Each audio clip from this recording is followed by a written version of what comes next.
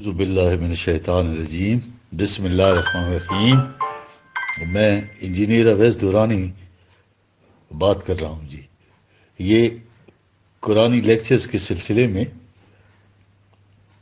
آج میرا دوسرا لیکچر ہے، اور اس میں ہم قرآن کی جو زبان ہے جس کو عربی مبین کہا گیا ہے اس کی اہمیت کی وضاحت کریں گے جی۔ قرآن نے بار بار جو ذکر کیا ہے کہ اسے عربی مبین میں نازل کیا گیا ہے، تو اس کے کیا معنی ہے؟ ورنہ ایک کتاب جو عربی زبان میں ہے، بار بار یہ کہنا کہ اسے ہم نے عربی زبان میں نازل کیا، یہ کوئی معقول بات نہیں ہے۔ یا کسی انگریزی کی کتاب میں یہ لکھا جائے کہ یہ کتاب انگریزی زبان کی کتاب ہے، اب اس کی اس قدر تاکید کیوں کی گئی ہے؟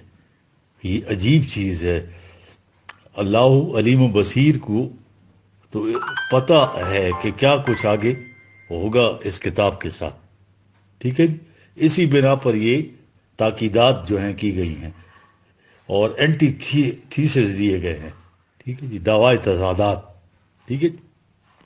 تاکیدن کہا گیا اسے سمجھنا ہے تو عربی مبین کو سمجھو تو تب قرآن سمجھ میں آئے گا، کیونکہ اس کو علم تھا کہ اسے ساری دنیا میں پھیلنا ہے، عجم اور غیر عجم میں اس کے تراجم و تفاسیر بھی ہونی ہے۔ اسے اس لیے عربی مبین کی روح سے، محاورہ عربی کی روح سے دیکھ کر عرب اس زمانے میں ان چیزوں کو کس طرح استعمال کرتے تھے، یہ ہے بات اصل میں، اور ان الفاظ کے کیا معنی لیتے تھے۔ یہ عربی زبان تو بحر عمیق ہے جی۔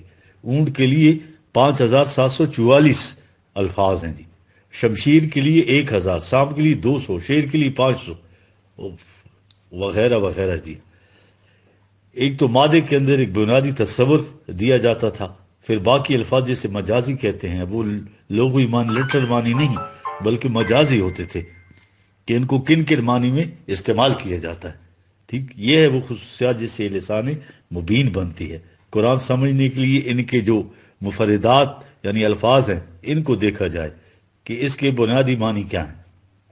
اس زبان کی خصوصیت یہ ہے کہ اس مادے سے خواہ 1000 الفاظ بنے، ان الفاظ میں بنیادی تصور ہر جگہ موجود ہوگا، اور آگے اس کے استعمال کی مختلف اشکال ہوں گی۔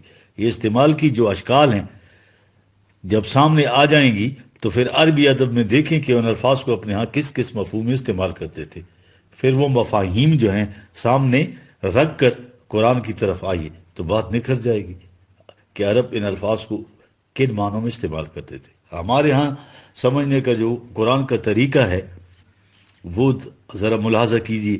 اب اس بنیادی چیز سے انحراف کیسے ہوا؟ ایک سازش کے تحت امت کے ذہن کو قرآن کے مفہوم سے الگ کرنے کے لیے قرآن کی آیات کے معنی ان من گھڑت روایات کے تحت متعین کر دیے گئے۔ قرآن کے الفاظ کے معنی ایک ہی دفعہ متعین کر دیے گئے اور روایات میں یہ لکھ دیا گیا کہ اس کے معنی یہ ہیں۔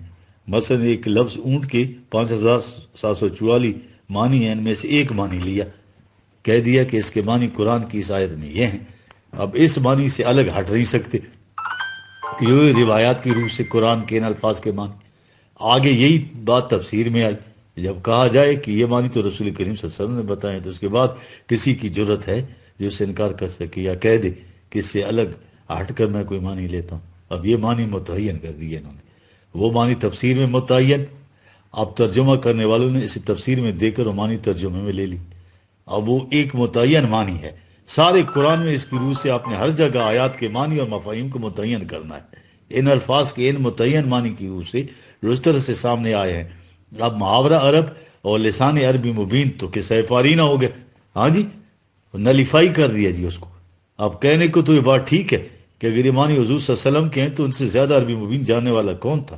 اگر عرب کی حیثیت سے دیکھیں تو پھر رسول کریم صلی اللہ علیہ وسلم کی بصیرت ہے، اتنے الفاظ میں سے آپ صلی اللہ علیہ وسلم نے وہ معنی متعین کر دی تو تراجم و تفاسیر کا معاملہ ٹھیک ہو جاتا۔ لیکن اصل شے پھر وہیں آ جاتی ہے کہ جسے آپ کہتے ہیں کہ رسول کریم صلی اللہ علیہ وسلم نے یہ معنی متعین کی تو اس کا ثبوت کیا ہے کہ حضور صلی اللہ علیہ وسلم نے متعین کی؟ یہ تو کوئی 250 سال بعد یہ روایت اکٹھی کی گئی، ٹھیک ہے، اور ساری جو ہے کہ بغیر کسی ثبوت کے اور اس کے نزول قرآن کی عربی پر جو ہے عربی مبین کے اوپر ہی عجمی اثرات کیا تھے۔ عباسیہ دور جو 750 عیسوی سے 1256 میں گزرا بڑا تاریخ ترین دور تھا. یہ عباسی تو اصل میں انہوں نے تو جڑ بنیاد کاٹ دی تھی اسلام کی. اسے عربی جو تھی اسے زبان کے اعتبار سے بھی دیکھی تو عربی نہیں رہی تھی جو عربوں کے ہاں نزول قرآن کے وقت تھی. یہ تو ساری عجمی عربی ہو گئی تھی. جی فارس کی فتح کے بعد عباسیوں کے دور میں جب یہ ساری ایرانی ہر شعبہ زندگی کے اوپر ڈومیننٹ کر گئے تھے، ادب میں بھی ثقافت میں بھی یہی چھائے ہوئے تھے. خدا نے قیامت تک قرآن کی حفاظت کا ذمہ لیا تھا. اس کے مفاہیم کے لیے اس نے یہ وسائل دینے تھے. وہ جو زمانے نزول قرآن کے عربی